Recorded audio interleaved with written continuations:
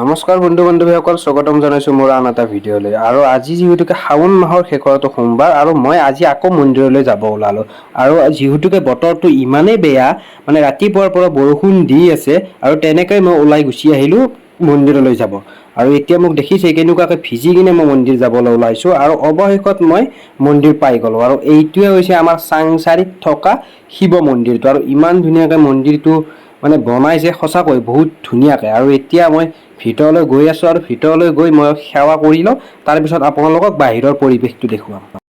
আৰু আমাৰ চাংচাৰিত অৱস্থিত শিৱ মন্দিৰটো এইকেইজন বিশেষ ব্যক্তিৰ কাৰণে আজি ধুনীয়াকৈ আছে। আৰু এইকেইজন বিশেষ ব্যক্তিৰ উপৰিও আৰু আন কিছুমান ব্যক্তিয়ে আমাৰ চাংচাৰি শিৱ মন্দিৰটো বহুত ধুনীয়াকৈ ৰাখিছে। আৰু যিখন কমিটি আছে সেই কমিটিখনক সঁচাকৈ বহুত বহুত ধন্যবাদ দিছোঁ এনেকুৱা এটা পৰিৱেশৰ কাৰণে। আৰু এইজন হৈছে মৃত্যুদা, আৰু মৃত্যুদা মানে প্ৰতিটো সোমবাৰতে আমাৰ মানে শিৱ মন্দিৰত থাকিবই, মানে ই আৰু মেইন। আৰু আজিৰ ভিডিঅ'টো ইমানতে সমাপ্ত কৰিলোঁ আৰু ময়ো প্ৰসাদ লৈ ল'লোঁ। আৰু যদি ভাল লাগিছে আপোনালোকে শ্বেয়াৰ কৰি দিব। ধন্যবাদ।